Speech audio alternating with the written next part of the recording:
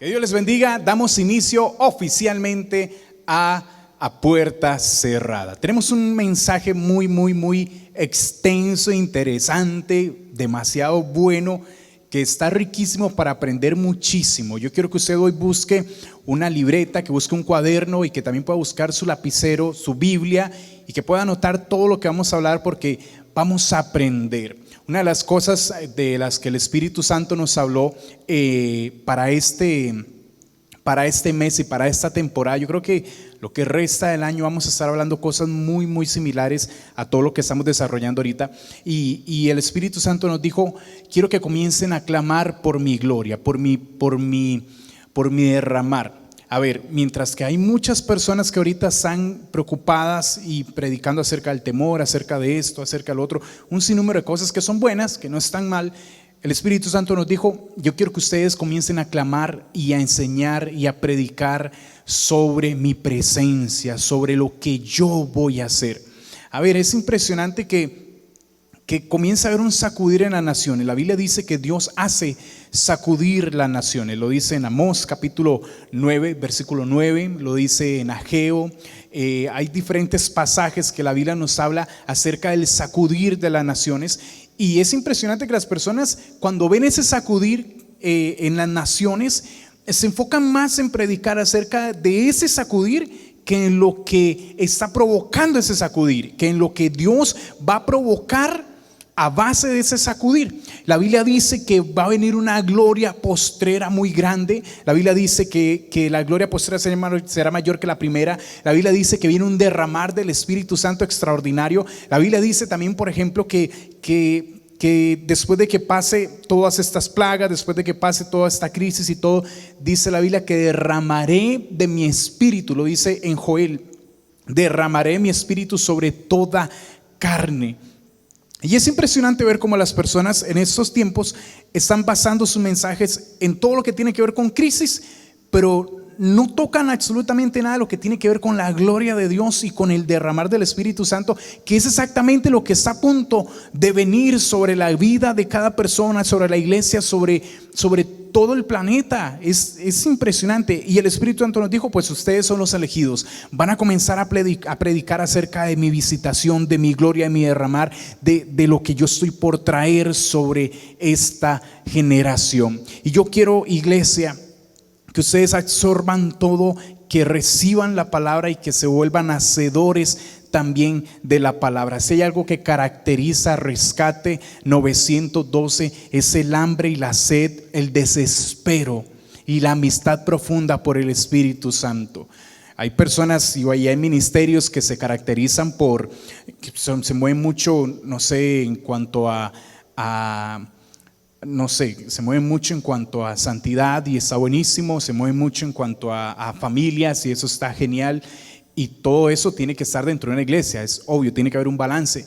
Pero siempre cada ministerio tiene su fuerte, ¿no? Tiene esa área fuerte. Para unos es el evangelismo, otros la guerra espiritual, otros diferentes áreas. Para nosotros, Rescate 912 y su esencia es la presencia de Dios, es el Espíritu Santo y esa amistad con Él. Y todo lo que vamos a ver, iglesia, es para que puedan absorber muchísimo, que puedan conocer más al Espíritu Santo, pero que ya pasen el capítulo, ya pasen la hoja. Pastor, ¿a qué se refiere con eso? Que nosotros les hemos dado mucha teoría. Y no solo teoría, también han recibido de la unción del Espíritu Santo. Pero lo que nos preocupa es que se quedaron con eso. Se quedaron con la palabra, con la unción, pero nunca fueron a la ejecución. Y necesitamos que ya, iglesia, ya comiencen a ser discípulos. Y estos temas que les vamos a predicar son temas casi que para una conferencia de pastores y apóstoles y arcángeles y todo, porque son temas muy pesados. Son temas no de estilo de vida, sino que son temas de discipulado.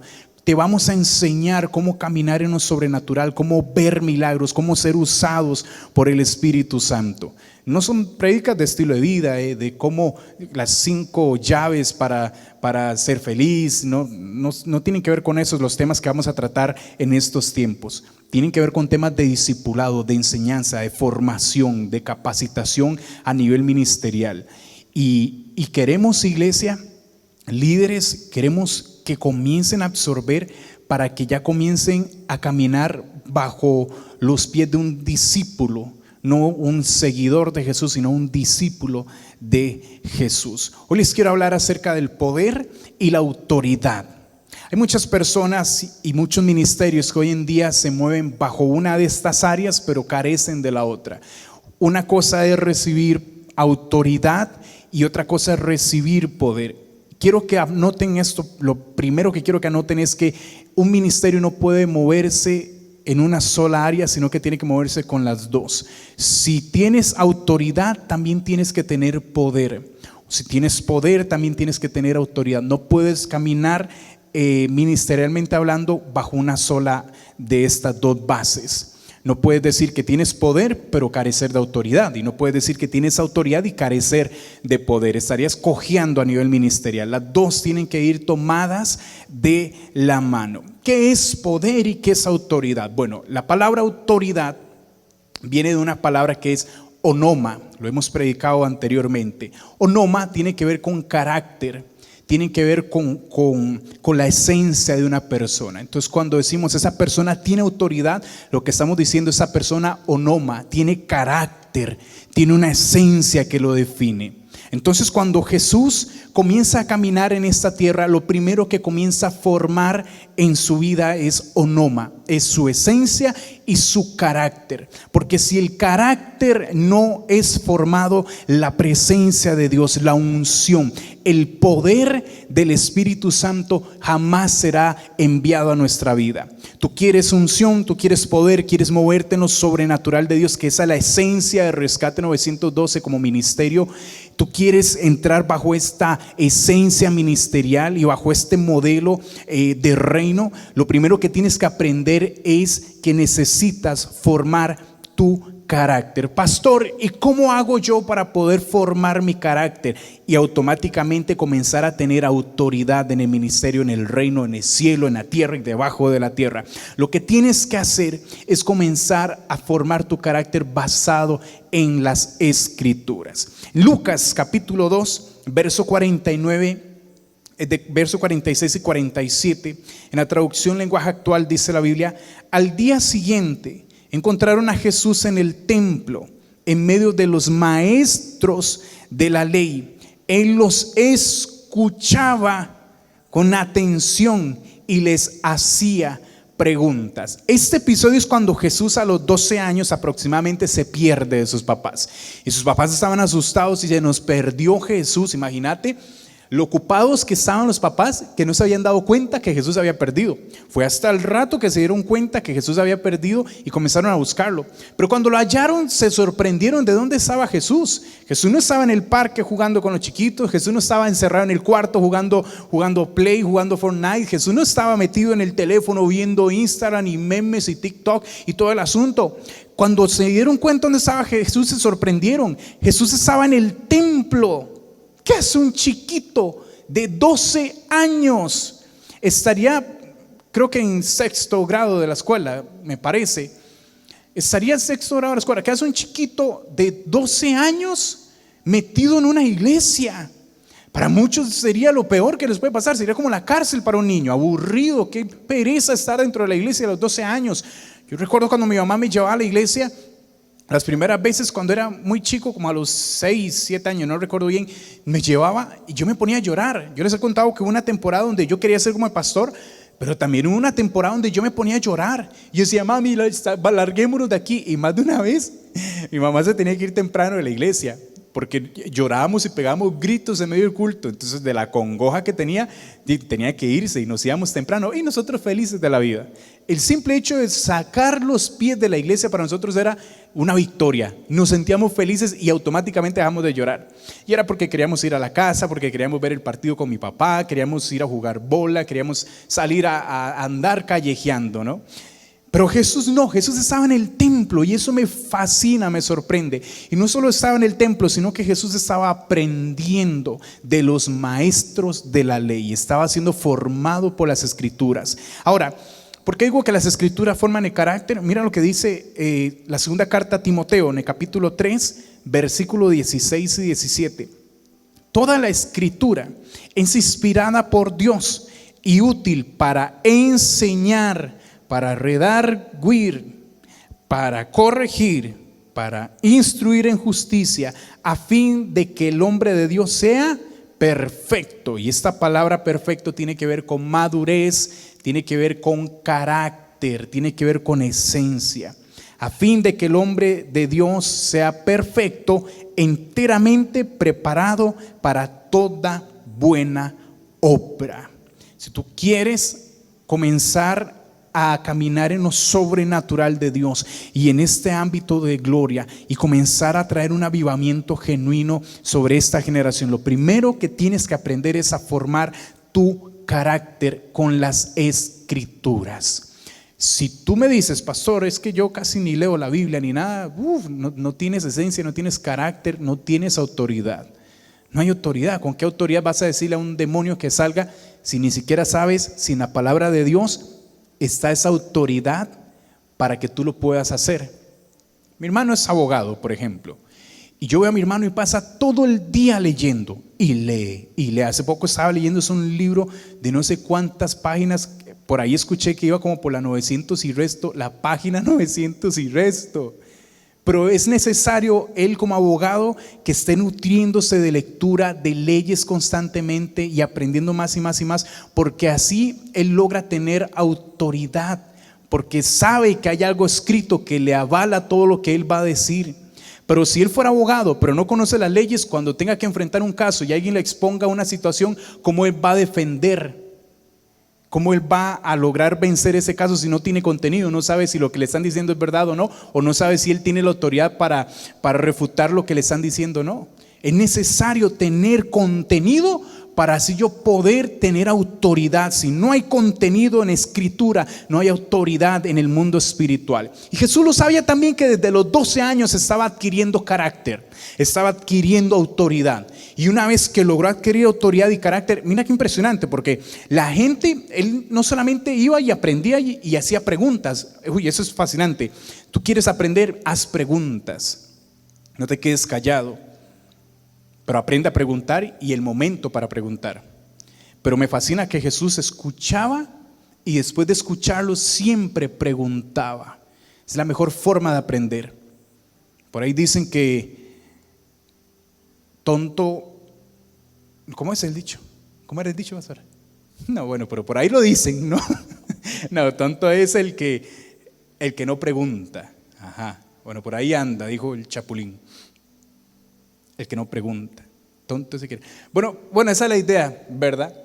Pero siempre tenemos que aprender a preguntar. Si no preguntamos, no vamos a evacuar dudas y no vamos a aprender. Nos vamos a llenar de contenido, pero no vamos a aprender del contenido que estamos nutriéndonos. Pero Jesús escuchaba, preguntaba, y después de preguntar y escuchar también hablaba. Y la gente que estaba alrededor se sorprendía de la sabiduría que tenía Jesús, 12 años. Pero es porque había sido formado por las escrituras, nutrido por las escrituras, su carácter había sido formado por las escrituras y automáticamente lo llenó de onoma, autoridad, una esencia genuina. Entonces cuando la gente veía a Jesús decía, ese tipo sabe, este chiquito sabe, a este hay que escucharlo. Luego Jesús empezó a crecer, se dice que hay un lapso de unos 18 años, Jesús, de unos cuantos años Jesús empezó a crecer. Jesús empezó a hacerse ya joven, adulto, y llegó el momento donde Jesús estaba a punto de iniciar en su ministerio, estaba a punto de arrancar ya con el ministerio, y fue cuando Jesús dijo, bueno, tengo el carácter, tengo la autoridad, pero ahora necesito una guía, un mentor. Y es cuando Jesús se va donde Juan el Bautista, y una vez que se va donde Juan el Bautista le dice, necesito que me bautices, porque cuando me bautices y yo deje el viejo hombre atrás, automáticamente va a venir un guía que me va a enseñar el camino correcto. Mira lo que dice en Mateo capítulo 3 versículo número 16. Y Jesús, después que fue bautizado, subió del agua, y aquí los cielos le fueron abiertos, y vio al Espíritu de Dios que descendía como paloma y venía sobre Él. Cuando Jesús recibe al Espíritu Santo, es lleno del Espíritu Santo, lleno de su presencia, es lleno del Espíritu de Dios para guiarlo, pero no fue lleno para utilizarlo. Tienes que anotar todo eso que te estoy diciendo, porque todo eso son llaves para caminar en lo sobrenatural y vivir bajo la gloria de Dios. Primero, Jesús es formado en carácter, en autoridad por las Escrituras. Luego Jesús es bautizado y es lleno del Espíritu Santo para ser guiado por el Espíritu Santo, mas no usado, guiado, no usado. Cuando la Biblia dice que el Espíritu Santo vino y descendió sobre él, reposó sobre él, y automáticamente Jesús comenzó a conocer una faceta del Espíritu Santo que es conocida como el Paracleto. El Paracleto es aquel que nos guía, el que nos enseña, que nos impulsa. El Paracleto es aquel que nos inspira. El Paracleto es aquel que nos dice por aquí, por allá, tienes que caminar por acá, tienes que detenerte, tienes que ir por acá, vamos a hacer esto de esta forma. Ese es el Paracleto. Y cuando el Espíritu Santo desciende como paloma sobre Jesús, es lleno de su presencia y automáticamente el Espíritu Santo se convierte en el Paracleto para Jesús. Y Jesús comienza a ser guiado por el Espíritu Santo. Y yo creo que este es el punto donde la mayoría se encuentra en estos tiempos. Piensan que porque recibieron al Espíritu Santo automáticamente recibieron su poder, y eso no es así. Claro que la Biblia dice en Hechos capítulo 1 versículo 8: y recibiréis poder cuando haya venido sobre vosotros el Espíritu Santo. Pero Jesús le dijo eso a los discípulos no porque el Espíritu Santo no hubiera venido. El Espíritu Santo ya había venido sobre los discípulos, pero había venido como Paracleto, como el guía de sus vidas, pero no había venido como el dunamis, como ese poder explosivo que iba a venir sobre ellos. Por eso Jesús les dijo, cuando venga el Espíritu Santo, pero como dunamis, como ese poder explosivo, ahí sí van a recibir el poder. Pero no pueden salir simplemente siendo guiados por el Espíritu, porque son guiados por Él, pero no tienen su poder. Entonces pueden ir guiados por el Espíritu donde un enfermo, pero ¿cómo van a sanar al enfermo si no tienen el poder del Espíritu Santo? Por eso Jesús les dijo a los discípulos: muchachos, no salgan hasta que venga el poder. No salgan no hasta que venga el guía, sino hasta que venga el poder de quien los guía. Y Jesús recibió al Paracleto, al Espíritu Santo, al guía. Comenzó a ser guiado hasta que llegó un punto donde no había milagros. No era que Jesús andaba, después de que recibió el Espíritu Santo, no andaba haciendo milagros, simplemente andaba siendo guiado por el Espíritu Santo. Pero guiado por el Espíritu Santo, se fue a meter al desierto. Y cuando se fue a meter al desierto, dice la Biblia que pasó 40 días ayunando, buscando su presencia, compartiendo con el Espíritu Santo. Y cuando regresó, mira lo que dice la Biblia yo voy a leer en Lucas capítulo 4, en el versículo 1 dice la Biblia: Jesús, lleno del Espíritu Santo, volvió del Jordán, estaba recién bautizado, y fue llevado por el Espíritu, el Paracleto, quien nos guía, quien nos impulsa. Fue llevado por el Espíritu al desierto. Y en el versículo 14 mira lo que dice la Biblia: y Jesús volvió en el poder del Espíritu a Galilea, y se difundió su fama por toda la tierra de alrededor. Son dos etapas. Una etapa es ser lleno de quien nos guía, nos direcciona, pero otra etapa es ser lleno del poder de nuestro mentor, del poder de nuestro Paracleto, del poder de nuestro amigo, del poder del Espíritu Santo.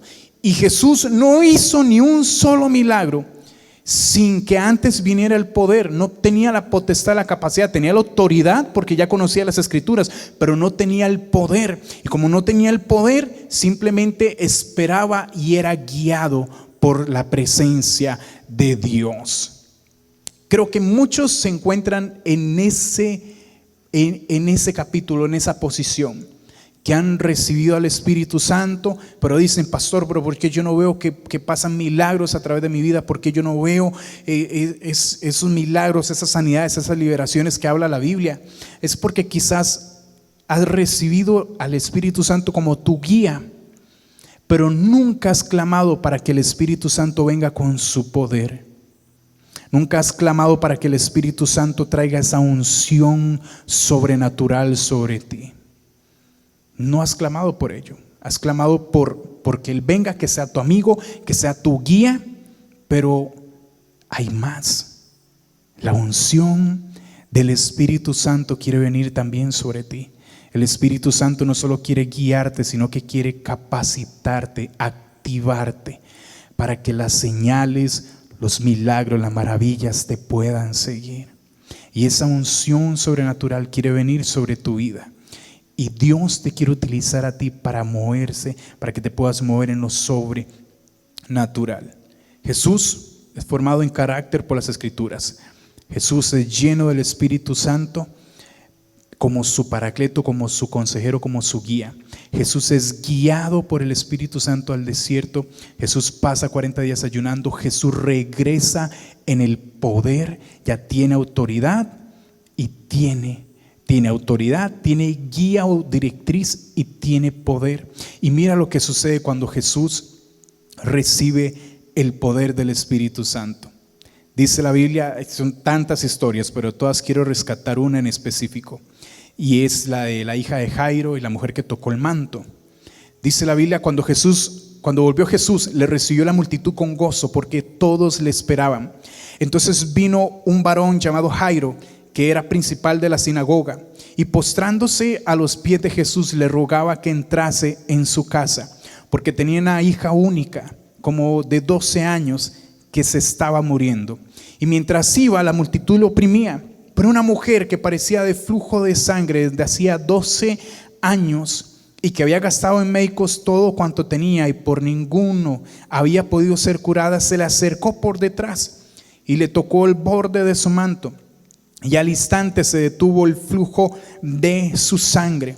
Entonces Jesús dijo: ¿quién es el que me ha tocado? Y negando todos, dijo Pedro y los que estaban con él: Maestro, la multitud te aprieta y oprime, y dices: ¿quién es el que te ha tocado? Pero Jesús dijo: alguien me ha tocado, porque yo he conocido que ha salido poder de mí. Que ha salido poder de mí. Alguien me tocó y yo me di cuenta, porque salió ¿qué? Poder de mí. Quiere decir que Jesús estaba lleno de ¿qué? De poder. Estaba lleno de esa unción poderosa. Y Jesús lo sabía, porque cuando alguien lo tocaba, él sentía como ese poder se manifestaba. Pero sigamos. Entonces, cuando la mujer vio que no había quedado oculta, vino temblando y postrándose a sus pies, y le declaró delante de todo el pueblo por qué causa le había tocado y cómo al instante había sido sanada. Y él le dijo: hija, tu fe te ha salvado, ve en paz. Estaba hablando aún Jesús cuando vino uno de la casa del principal de la sinagoga a decirle a Jairo: tu hija ha muerto, no molestes más al maestro. Imagínate qué clase de tipo que le dice a Jesús, que le dice a Jairo: Jairo, tu hija se murió, ya deje de joder a Jesús. Pero oyéndolo, Jesús le respondió: no temas, cree solamente y serás salva. Entrando en la casa, no dejó entrar a nadie consigo, sino a Pedro, a Jacobo y a Juan, y al padre y a la madre de la niña. Y llorando todos y hacían lamentaciones por ella. Pero él dijo: no lloréis, no está muerta, sino que duerme. Y se burlaban de él, sabiendo que estaba muerta. Mas él, tomándola de la mano, clamó diciendo: muchacha, levántate. Entonces su espíritu volvió, e inmediatamente se levantó, y él mandó que se le diese de comer. Y sus padres estaban atónitos, pero Jesús les mandó a que nadie dijesen lo que había sucedido. Imagínate la clase de milagro que acaba de suceder. Primero Jesús viene liberando al famoso endemoniado gadareno. Después de eso, Jairo se acerca y le dice: Jesús, mi hija está enferma y ya está a punto de morir. Jesús va para la casa de Jairo, y en eso aparece una mujer que tiene un flujo de sangre hace 12 años. Y Jesús, donde va caminando, lo tocan, y Jesús dice: epa, ¿quién me acaba de tocar? Pero ¿cómo Jesús? ¿Quién te acaba de tocar? Sí, sentí que un poder salió de mí. En eso se levanta la mujer que tenía 12 años con un flujo, enferma, ya sin fuerza, sin nada, se levanta rejuvenecida y le dice: Jesús, fui yo y acabo de ser sana. Y Jesús dice: bueno, hija, te felicito, tu fe te ha hecho salva. Y sigue caminando Jesús, y donde Jesús va caminando a sanar a la hija de Jairo, que está muy enferma, se acerca un amigo de Jairo, y le dice: Jairo, ya no moleste más a Jesús, su hija ya murió, ya ni le diga a Jesús que venga porque ya murió. Y Jesús dice, ¿cómo que murió? No, si esa muchacha está durmiendo. Y todos empezaron a burlar, ¿cómo que durmiendo? Si no está viendo que está muerta. Así que Jesús entra con parte de su equipo, de sus discípulos, entra con el papá, con la mamá, y todos están llorando. Y Jesús, ¿pero por qué están llorando? Dije, no, es que se murió mi hija. No, ella no está muerta, ella está durmiendo. Y Jesús tomó a la muchacha, la levantó. Él dijo, a ti te digo, levántate. Y la chica se va levantando. Todos quedaron atónitos, es una locura.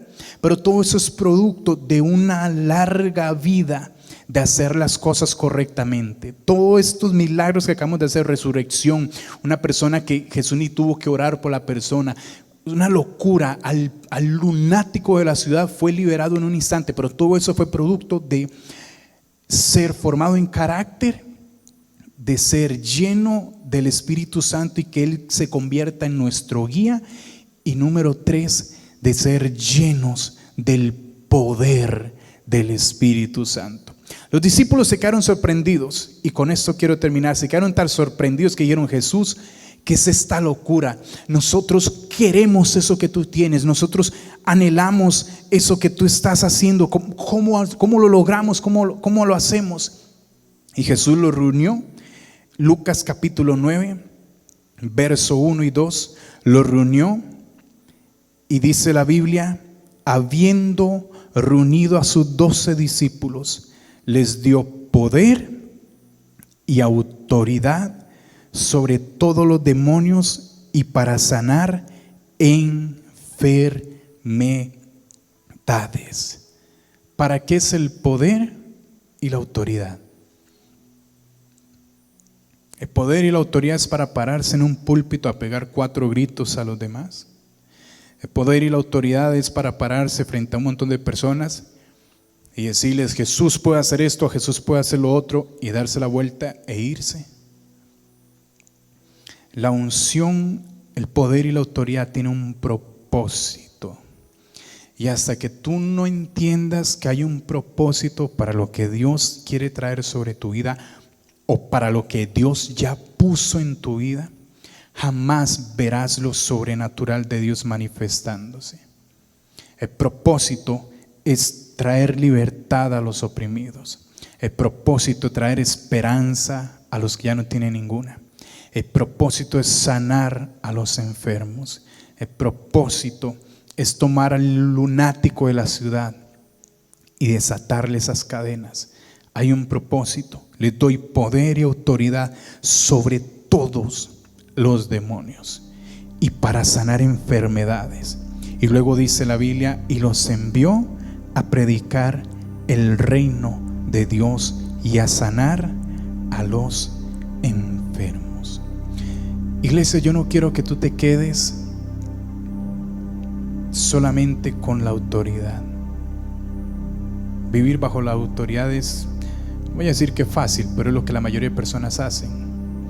Vivir bajo la autoridad es, hermano, gloria a Dios, aleluya. ¿Cuántos le dan un grito de victoria al Señor? ¿Cuántos creen que el Señor rompe cadenas, que sana enfermedades, que quita el cáncer, que lo seca de raíz? ¿Cuántos le dan un grito de júbilo? ¿Quién vive? Cristo, y a su nombre, gloria a su Dios, la victoria. Es un montón de retajilas. Pero cuando llega la hora de demostrar, se da media vuelta y mandan a la gente a ayunar y a orar a la casa, llenos de autoridad, pero carentes de poder. Iglesia, yo no quiero que tú seas uno de ellos. Tú tienes una esencia diferente. El Espíritu Santo ha traído una esencia diferente al Rescate 912. Nuestra esencia no es solamente palabras y palabras y palabras, sino como Pablo dijo en 1 Corintios capítulo 2, yo no he venido a ustedes con palabras persuasivas de humana sabiduría, sino con la demostración, subraya demostración del Espíritu Santo y poder. Es la demostración de la guía del Espíritu Santo y de ¿qué? Del poder de Dios. Yo no quiero que tú seas un ministro más del montón, lleno de retajilas, lleno de muletillas, lleno de aleluyas. No. Yo quiero que tú seas un ministro como Jesús, que cuando vaya caminando, con solo que te toquen, poder salga de ti. Quizás como Pedro, que va caminando y la gente diga: ahí viene Pedro, pongamos a los enfermos en la calle, porque si tan solo la sombra los toca, serán completamente sanos. Ese es el nivel que yo quiero que tú tengas, iglesia. No el nivel de que pegas gritos y gritos y gritos y palabrería y un montón de palabrerías, pero no hay esencia, no hay acción, no hay hechos. Yo quiero que tú seas una persona que predique el evangelio completo: palabra y demostración, autoridad y poder. Esa es la esencia de Rescate 912, y esa es la esencia que quiero que se te pegue a ti también. Tú eres discípulo de esta casa, así tengas un día, 2 días o muchísimos años de caminar con nosotros. Esa es la esencia de casa y es la esencia que se te tiene que pegar a ti también. Carácter formado por las escrituras, que revela o trae autoridad, unción y guía del Espíritu Santo.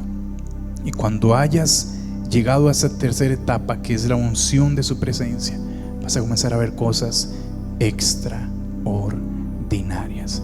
Te podemos contar un montón de testimonios de lo que hemos visto por la gracia de Dios, lo que hemos visto sobrenaturalmente en el ministerio. Milagros tras milagros, locuras.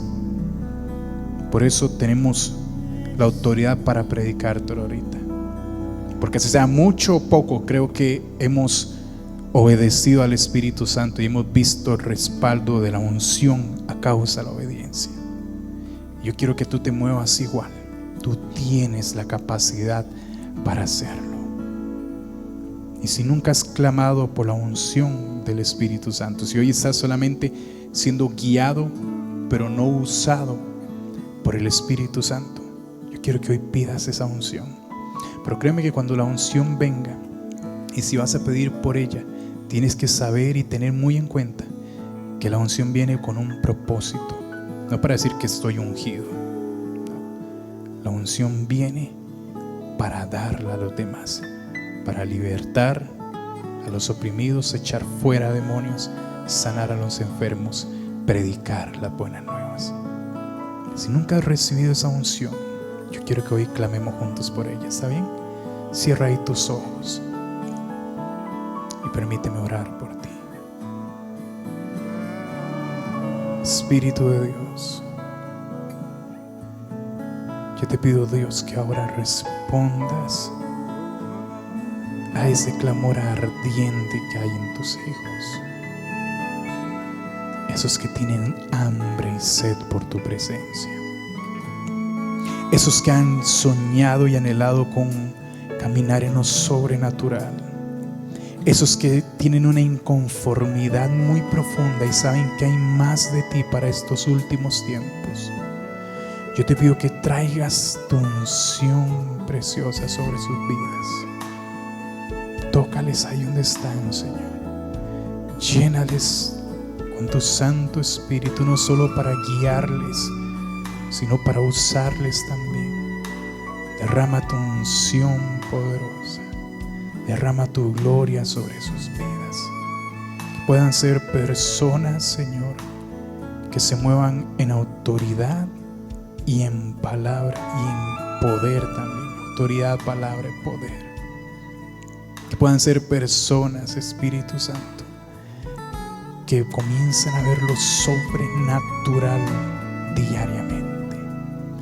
Tócales ahí donde están, Señor, en el nombre de Jesús. Amén y amén. Que Dios los bendiga. Les enviamos un mega abrazote a distancia. Vamos a llegar hasta aquí con el mensaje, pero yo necesito que en el lugar secreto comiencen a clamar por la unción. Lo que pueden recibir ahorita es una visitación, un toque del Espíritu Santo, pero Él unge en lo secreto. Así que si quieren la unción que permanezca en sus vidas, y esa unción única y exclusiva, en el lugar secreto, comiencen a clamar por ella. Yo necesito ver a Rescate 912, cada líder, cada miembro, cada discípulo, caminando en lo sobrenatural. Eso va a detonar un avivamiento tremendo sobre esta nación y se va a expandir por todas partes. Acuérdese de estas palabras. Si nunca has recibido a Jesús en tu corazón, quiero que hagas esta oración con nosotros. Di conmigo: Padre Celestial, yo te pido perdón por haberte fallado. Te pido perdón por mis pecados. Me arrepiento voluntariamente por todos los errores que he cometido. Perdóname, Señor. Hoy renuncio voluntariamente al pecado y te recibo, Jesús, en mi vida como el único dueño, Señor y Salvador. Escribe mi nombre en ese libro eterno, en ese libro de la vida, y lléname y guíame y úsame en esta tierra para traer más personas a tu reino. En el nombre de Jesús, amén y amén. Que Dios les bendiga, les amamos con todo el corazón. Vamos a adorar y seguimos con Habitaciones Secretas. Chaito.